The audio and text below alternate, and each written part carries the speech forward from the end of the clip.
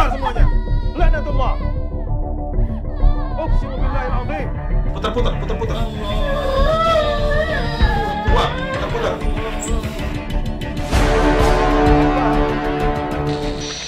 Mereka pertama ingin menyesatkan, yang kedua biasanya mereka akan meminta tumbal dari pihak keluarga. Keluar. Ukhruj ya Allah. Keluar semuanya. Allahumma sa'adi.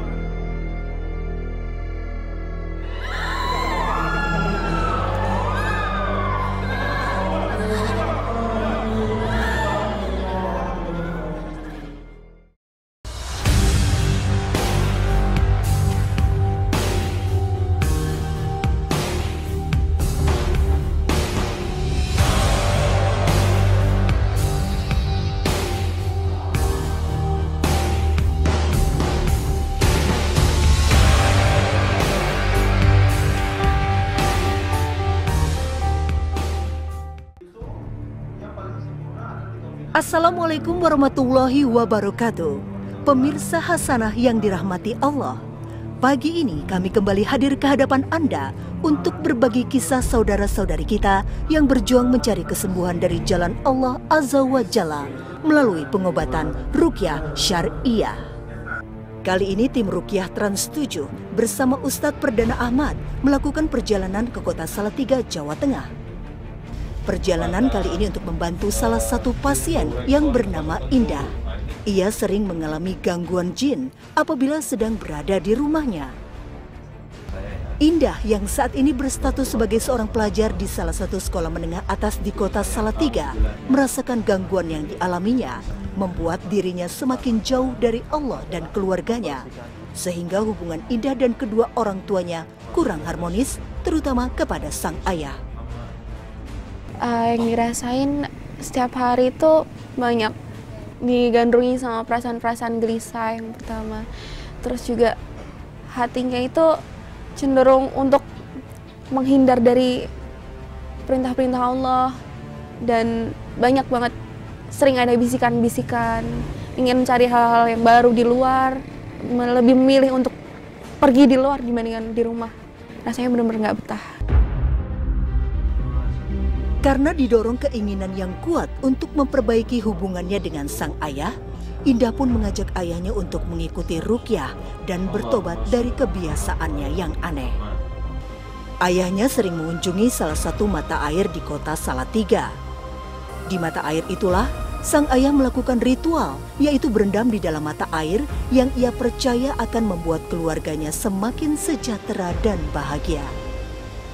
Namun, tanpa disadari kebiasaan sang ayah justru membuat Indah mengalami gangguan dan malah membuat hubungan antara keduanya semakin renggang.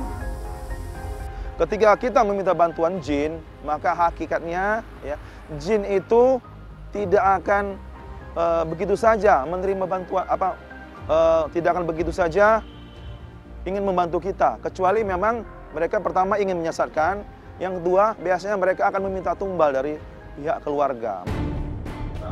Sebelum memulai proses ruqyah, Ustadz Perdana menjelaskan terlebih dahulu kepada Indah dan kedua orang tuanya tentang ruqyah, sehingga proses ruqyah dapat berlangsung dengan lancar dan memberikan keberkahan kepada keluarga Indah. Ruqyah adalah doa yang berasal dari bacaan ayat suci Al-Quran dan doa-doa Rasulullah. Ruqyah ini sendiri Pak terbagi dua. Yang pertama ada ruqyah syariah, yang kedua ada ruqyah syirkiyah. Ruqyah syariah ini ruqyah sesuai dengan tuntunan Rasulullah. Ada hadisnya, ada riwayatnya, ada contohnya dari Rasulullah. Sedangkan yang kedua, jampi-jampi atau doa yang tidak sesuai tuntunan Rasulullah tadi, ya, bentuknya bisa seperti dengan menggunakan mantra-mantra kejawen. Misalnya Bapak mengamalkan doa niat ingsun amatek ajiku apa itu yang bahasa-bahasa Jawa seperti itu. Nah, itu salah satu contoh ruqyah yang tidak sesuai dengan Rasulullah. Karena ketidaktahuannya, ternyata ayah Indah memiliki jimat yang diberikan oleh paranormal. Jimat itu berisi potongan ayat-ayat suci Al-Quran yang disimpannya di rumah. ternyata bukan keberkahan yang mereka dapatkan. Justru jimat itu telah mengundang bangsa jin, kemudian mengganggu keluarganya. Rumah tidak lagi menjadi tempat nyaman bagi keluarga untuk tinggal. Sebelumnya saya sendiri tidak tahu. Setelah diruqyah tadi, saya baru tahu tindakan saya itu ternyata salah. Sehingga yang jadi korban anak saya. Padahal saya sangat menyayangi anak saya karena anak saya itu satu-satunya. Ustadz Perdana mengajak Indah dan keluarganya untuk berdoa bersama agar proses ruqyah mendapat pertolongan Allah Azza wa Jalla. Ustadz Perdana pun melakukan proses ruqyah dengan metode tazkiyatun nufus, yaitu membersihkan hati dan melakukan pertaubatan dan memohon ampun atas kesalahan yang telah diperbuat selama ini kepada Allah Subhanahu wa Ta'ala. Jika karena dosa-dosa hamba selama ini, ya Allah, hamba menjadi teman-temannya syaitan, ya Allah. Hamba diganggu oleh syaitan, ya Allah. Hamba memohon perlindungan kepada Engkau, ya Allah. La haula wa la quwata illa billah. Ruqyah dimulai dengan berusaha mengeluarkan jin dari tubuh Indah. Yang ada dalam tubuh wanita ini, saya ingatkan kepada kalian semua untuk bertobat kepada Allah Subhanahu wa Ta'ala. Ya ma'syaral jin, kalian diciptakan Allah Subhanahu wa Ta'ala untuk beribadah kepada Allah, bukan untuk mengganggu manusia. Indah mulai bereaksi dan di sekujur tubuhnya terasa panas. Ini merupakan salah satu indikasi bangsa jin dalam tubuhnya terganggu dengan bacaan ayat suci Al-Quran. Yang membuat wanita ini panas, keluar semuanya. Laknatullah. Bangsa jin biasanya menipu peruqyah dengan tangisan melalui diri Ibu Indah agar Ustadz berhenti membacakan ayat suci Al-Quran. Ustadz Perdana pun mengajak jin dalam tubuh Indah untuk bertaubat dan berhenti mengganggu Indah dan kedua orang tuanya. Mau hidupmu tenang? Namun, sifat setan yang dimiliki jin ini belum hilang. Sombong sebagaimana nenek moyangnya, iblis. Mau atau enggak? Atau mau dibacain lagi? Pada saat di ruqyah yang dirasain antara ingin berontak, tapi hawa nafsunya nggak bisa kita kuasai sendiri gitu. Jadi sebenarnya saya sadar ada orang-orang di sekitar, ada orang-orang yang mengajak saya berbicara, ada orang-orang yang sedang melakukan kegiatan, tapi seperti amarah saya itu dikendalikan oleh sesuatu yang lain, bukan diri saya.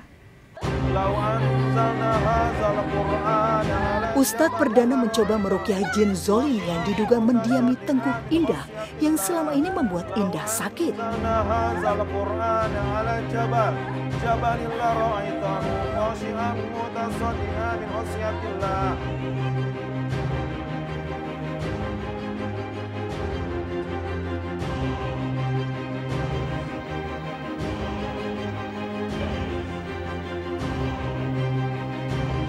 Sambil dipegang tengkuknya oleh ibunda, jin zoim yang berada dalam tubuh Indah dibimbing untuk mengucapkan 2 kalimat syahadat agar ia masuk Islam dan tidak lagi mengganggu Indah dan keluarga. Mau? Itulah masuk Islam? Sekarang dukung saya. Ucapkan asyhadu an la ilaha illallah wa asyhadu anna Muhammad Rasulullah. Jin ini mengaku berasal dari Sendang atau mata air di kota Salatiga, tempat sang ayah melakukan ritual untuk mendatangkan kekayaan kepada keluarganya. Yang ngirim api siapa? Hah? Bapak? Bapak dari mana? Bapak dari mana? Jauh dari mana? Di mana? Di daerah mana? Hah? Bapak matanya, Bapak pernah matanya? Pernah. Bapak melakukan ritual apa di sana? Ustadz Perdana membimbing ayah Indah mengikrarkan pemutus segala perjanjian dengan syaitan yang selama ini tidak ia sadari telah membuat keluarganya sengsara. Tubuh telanjang, berendam dalam air, pasti punya mantra-mantra yang Bapak ucapin itu. Doa-doa, pasti ada Pak ya? Ya saya sendiri jelas ya kasihan, yang jelas kasihan kok. Ternyata dengan tingkah laku saya atau perbuatan saya yang saya tidak tahu menyebabkan anak saya kok sampai seperti itu. Jadi saya sendiri memang dalam hati memang ya saya sampai menangis saya juga. Afa hasibatum annama khalaqnakum abasa wa annakum ilaina la turja'un. Afa hasibatum annama khalaqnakum abasa wa annakum ilaina la turja'un. Afa hasibatum annama khalaqnakum abasa wa annakum ilaina la turja'un. Apa tarik dari atas ke bawah Pak ya. Jadi seperti ini. Setelah ikrar pemutus dibacakan, Indah kembali merasakan panas di sekujur tubuhnya. Kemudian dibantu oleh kedua orang tuanya dan Ustadz Perdana, Indah kembali diruqyah untuk menghilangkan semua yang mengganggunya. Putar. Wah, putar. Terus. Ternyata penyebab sakit panasnya tubuhnya terutama bagian lehernya selama ini karena ada wallahu a'lam bishawab, karena ada api goib kiriman dari jin dari sendang tersebut, hingga akhirnya Mbak Indah sakit-sakitan. Setelah proses ruqyah selesai dan Indah mulai tersadar, Ustadz Perdana mengajak Indah dan keluarga untuk bermaaf-maafan dan kembali menuju keluarga yang sakinah, mawadah, warohmah sesuai dengan perintah Allah dan sunnah Rasulullah.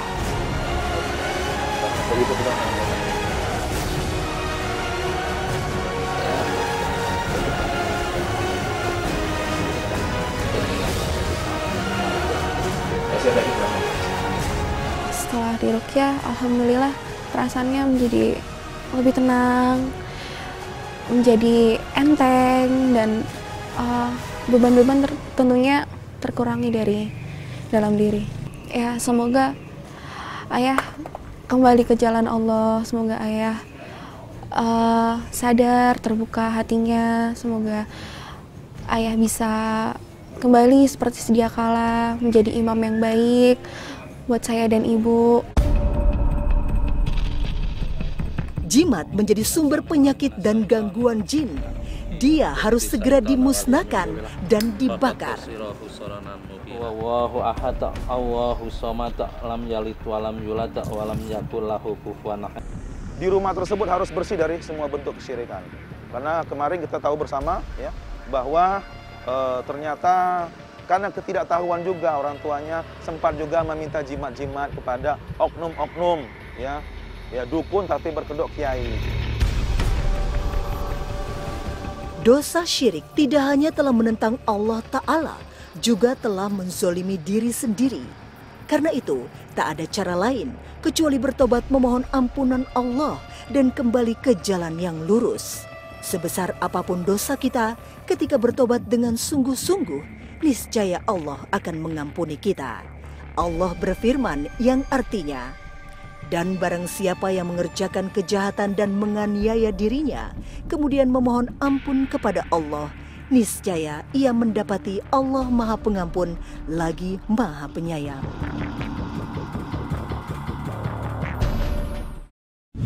Kulli syai'in qadir. Ibu. Ayo.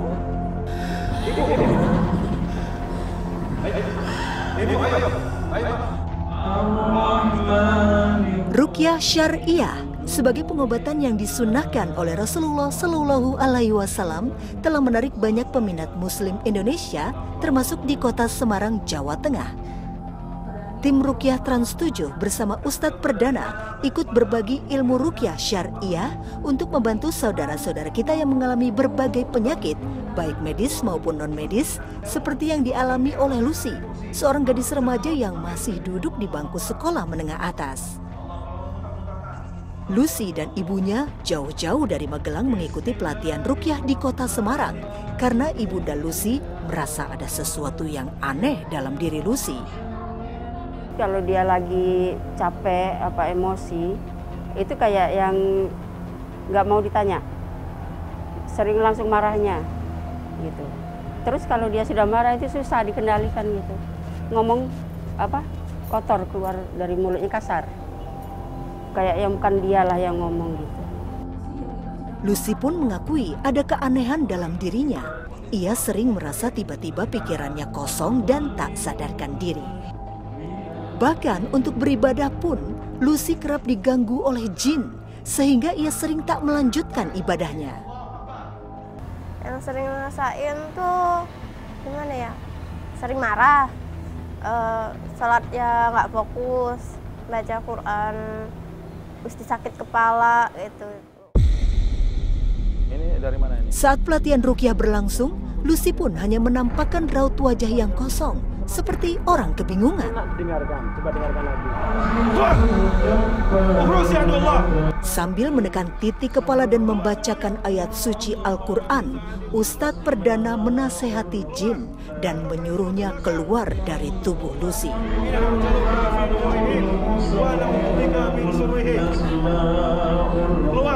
Kasus Mbak Lucy ini ya adalah kasus bisikan-bisikan setan.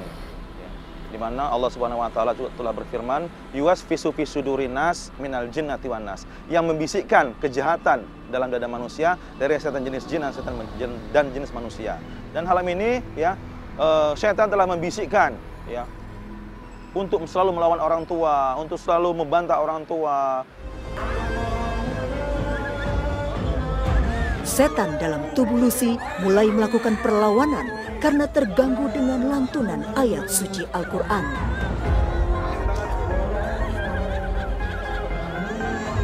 Rupanya gangguan jin tidak hanya berasal dari jimat dan ritual syirik yang dilakukan sang ayah, juga bersumber dari ibunya yang telah melakukan berbagai amalan yang tidak pernah dicontohkan oleh Rasulullah. Kalau saya makanya saya ikut ruqyah, dulu pernah punya, tapi kan sudah nggak pernah saya pakai kan, nggak pernah saya amal-amalkan lagi gitu. Makanya aku ikut ruqyah itu siapa tahu mudah-mudahan bisa membersihkan diri saya. Nah ternyata aku lihat ada justru anak saya yang reaksi kayak gini gitu. Ketika kemarin di terapi ruqyah ternyata ada reaksi yang sangat keras ya. Ternyata memang ada jin yang mengganggu dari Mbak Lucy itu sendiri. Dan semua ini sebetulnya ada urutan-urutannya setelah kita kaji. Ternyata ibunya selama ini ya melakukan amalan-amalan ya yang tidak pernah disyariahkan oleh Rasulullah. Gangguan yang dialami Lucy tidak hanya sakit fisik, juga hubungan ibu dan anak sering terganggu, apalagi saat sang ibu menyuruhnya untuk sholat. Pengennya kami selalu nggak pernah meninggalkan sholat lagi. Kalau ini tadinya kan anak saya kan susah buat ngajak sholat. Saya sholat sendiri. Seringnya gitu mas. Kalau diajak sholat itu kayaknya pelein aku ngomong mas, kayak nggak ada artinya ini orang tua gitu.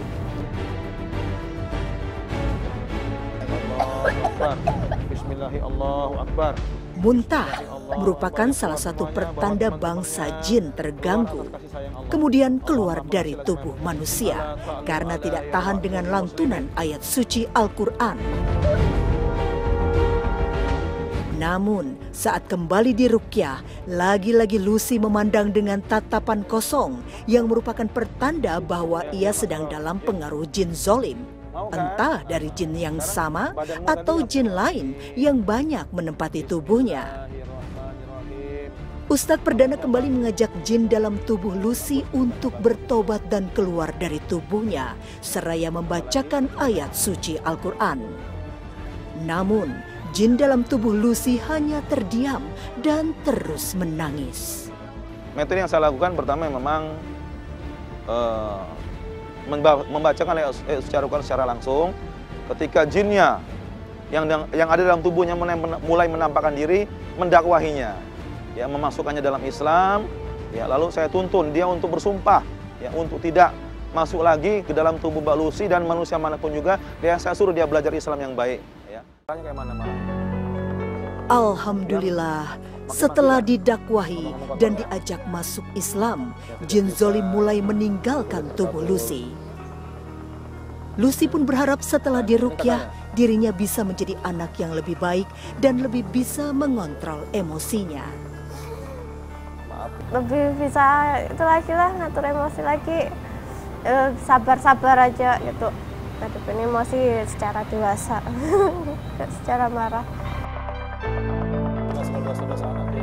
Sementara sang ibu berharap agar Lucy dapat lebih menghormati dirinya dan bisa kembali menjadi Lucy yang sebenarnya, karena selama ini semua perilaku Lucy bukanlah dirinya. Harapan saya dia jadi dia yang sebenarnya, Mas. Dia yang nggak gampang bantah sama orang tua. Kalau ini kan enggak, kayak bukan dia, Mas. Sakit hati saya, Mas, dibantah-bantah gitu.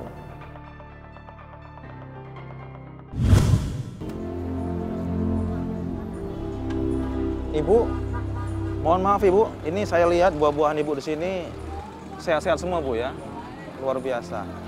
Pemirsa Trans 7 yang dirahmati Allah Subhanahu Wa Taala, saya sekarang berada di pasar. Di hadapan saya banyak buah-buahan ya, yang sangat sehat sekali. Untuk mendapatkan buah yang sehat butuh tahapan yang panjang. Dari bibit unggul yang ditanam dengan baik. Bibit unggul ini diberikan pupuk dan juga dirawat dari semua serangan hama penyakit. Begitu juga hati kita. Agar hati kita menjadi bersih, tenang, nyaman, harus selalu kita melakukan tazkiyatun nafs, pembersihan jiwa.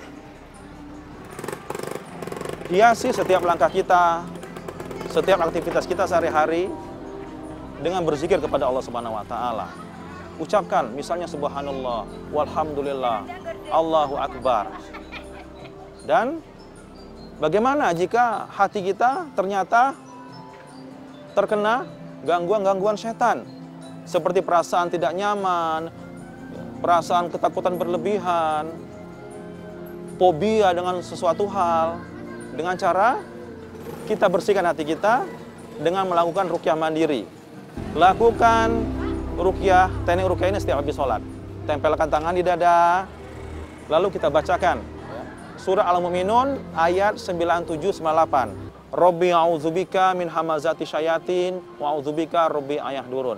Tiupkan, diusap-usap lagi. Boleh sampai 3 kali, boleh juga sebanyak 7 kali. Insya Allah dengan teknik seperti ini, jika ada setan dalam kalbu kita yang membisiki kejahatan, insya Allah mereka akan keluar. Jika dilakukan terus-menerus, minimal kita lakukan habis sholat, insya Allah hati kita selalu terbentengi dari segala bisikan setan dan tubuh kita terjaga dari kedatangan setan kepada diri kita. Wallahu a'lam bishawab. Wassalamualaikum warahmatullahi wabarakatuh.